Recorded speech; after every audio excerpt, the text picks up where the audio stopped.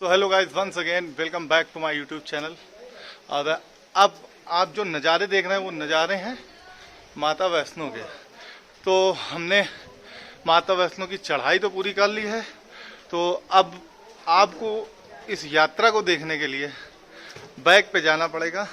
तो चलिए हम आपको यात्रा कराते हैं माता वैष्णो की। सो गाइस, हम लोग हिमाचल से निकलने के बाद सीधे पठानकोट पहुँचे। पठानकोट से हम लोग लखनपुर आए बाई ऑटो। वहाँ पे हम लोगों का कोविड टेस्ट किया गया, क्योंकि कोविड टेस्ट बहुत ही ज़रूरी था जम्मू एंड कश्मीर में इंटर करने के लिए।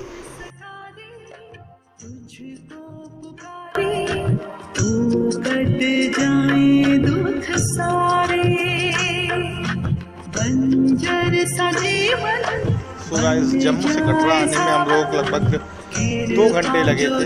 और उसके बाद हम लोगों ने यहाँ पे आते सबसे पहले ही यात्रा पर्ची ले ली थी, क्योंकि रात में 10 बजे तक ही आपको यात्रा पर्ची प्रोवाइड हो सकती है। बाकी आप लोग आधार कार्ड यहाँ पर लाना ना भूलें, क्योंकि जो यात्रा पर्ची होती है उसमें आपका आधार कार्ड मांगा जा सकता है।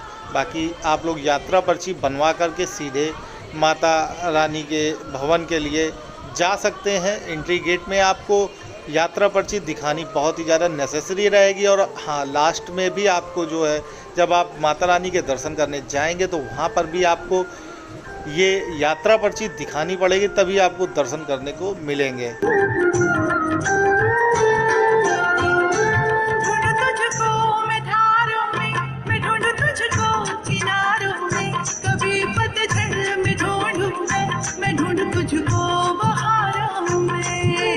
भवन तक जाने के लिए आपको जो है बाण गंगा से ही पिट्ठू मिल जाएंगे, घोड़े मिल जाएंगे और पालकी भी आपको मिल जाएगी उचित रेट पर, जो कि श्राइन बोर्ड द्वारा, वैष्णो देवी श्राइन बोर्ड द्वारा जो कि फिक्स की हुई है।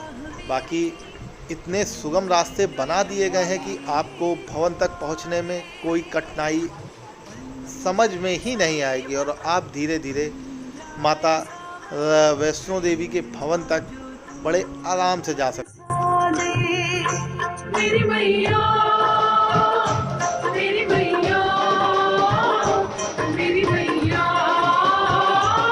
गाइस, आपको रास्ते में ढोल वाले भी मिलेंगे, जिससे आपको डबल एनर्जी कलेक्ट होगी और आप भवन की ओर चलते चले जाएंगे।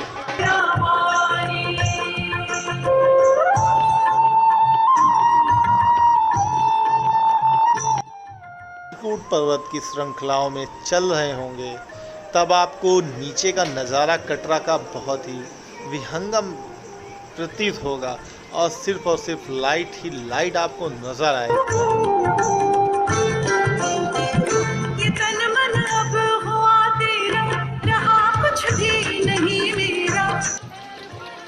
लगभग 2 घंटे की चढ़ाई के बाद हम लोग अर्धकुमारी पहुंच चुके थे, बट वहाँ पर इतनी ज़्यादा कठिनाइयों का सामना हम लोगों को करना पड़ा। रीज़न ये था कि वहाँ पर भारी बारिश हुई थी और हो रही थी बराबर, तो हम लोग एक टीन सेट के नीचे खड़े हो गए थे। बाकी जो है, यहाँ पर रुकने के लिए श्राइन बोर्ड द्वारा होटल भी बनाए गए हैं, जिनके रीज़नेबल प्राइस हैं, आप ऑनलाइन बुक कर सकते हैं। बाकी फ्री सुविधा भी है, जिसके लिए बस आपको कंबल लेना पड़ेगा और कंबल के जो चार्जेस हैं वो आपको रिटर्न हो जाएंगे जब आप उनके कंबल वापस कर देंगे। बाकी क्लॉक रूम भी है, क्योंकि अर्धकुमारी की गुफा के जब आप दर्शन करने जाएंगे तो आपके पास जो सामान होगा वो आप क्लॉक रूम में रख सकते हैं। बाकी हम लोग दर्शन तो नहीं कर पाए, भारी बारिश की वजह से नंबर भी काफ़ी लगे हुए थे, तो हम लोगों ने ये डिसाइड किया कि अब हम लोग सीधे भवन की ओर अग्रसर होंगे।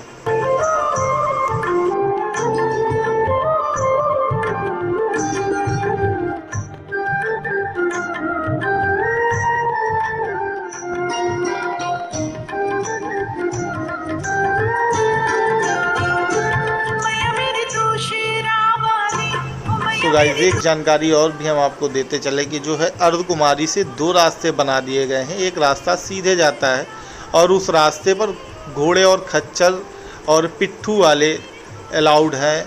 बाकी जा आप भी सकते हैं, क्योंकि जो दूसरा रास्ता बनाया गया है वो अर्धकुमारी से वो उस रास्ते पर जो है घोड़े और खच्चर पिट्ठू अलाउड नहीं है। बाकी हम लोग जो है उसी रास्ते से आए जिस रास्ते से घोड़े और खच्चर अलाउड नहीं थे। तो आप लोग भी जाइए तो इस चीज़ का ध्यान रखिए।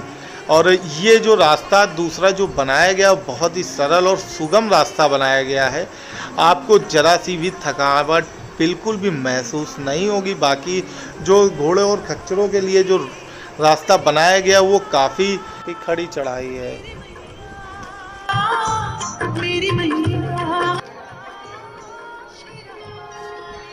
तो हम लोग जो है माता रानी के दर्शन करने के लिए माता रानी के भवन पहुंच चुके हैं और सुबह के 4 बज चुके हैं। अब हम लोग दर्शन करेंगे, नहाएंगे धोएंगे। तब तक आप लोग यहाँ के भी व्यू का मज़ा लीजिए। बाकी मिलते हैं दर्शन करने के बाद।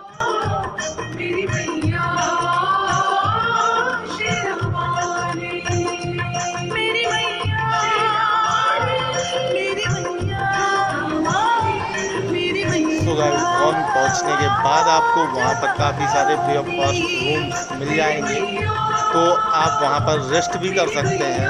और अगर आपकी इच्छा नहीं है तो आप वहां पर जो बाथरूम बने हुए हैं तो आप नहा करके जो है माता रानी के दर्शन के लिए जा सकते हैं।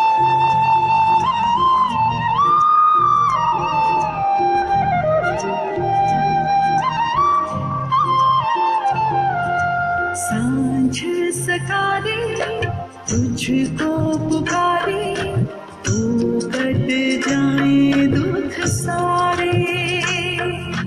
बंजर सा जीवन बन जाए सावन, कृपा जो तू बरसा दे मेरी मैया। सुबह इस दर्शन करने के बाद हम लोग सीधे भैरव घाटी भैरव बाबा के दर्शन के लिए निकल लिए, क्योंकि कहा जाता है कि अगर आपने माता वैष्णो रानी के दर्शन करने के बाद भैरव बाबा के दर्शन नहीं किए तो आपके दर्शन अधूरे माने जाएंगे, आपकी यात्रा अधूरी मानी जाएगी। तो प्लीज़ आप लोग भी आइए तो बाबा भैरव के दर्शन करना ना भूलें, क्योंकि इतनी मेहनत के बाद माता रानी के दर्शन हुए वो भी अधूरे रह जाएं और वो यात्रा आपकी अधूरी रह जाए तो क्या फ़ायदा। तो प्लीज़ आप लोग भी जो है भैरव बाबा के दर्शन करने ज़रूर से ज़रूर जाइए। जो आप मंदिर देख रहे हैं ये मंदिर भैरव बाबा का मंदिर है। बाकी जो दृश्य है यहाँ का जो व्यू है वहाँ से आप पूरे कटरा का नज़ारा ले सकते हैं।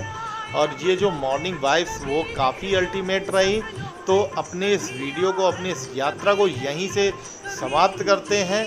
और हाँ, अगर वीडियो और जानकारी अच्छी लगी तो प्लीज़ लाइक कर दीजिएगा, शेयर कर दीजिएगा, सब्सक्राइब करना बिल्कुल भी मत भूलिएगा। Bye bye.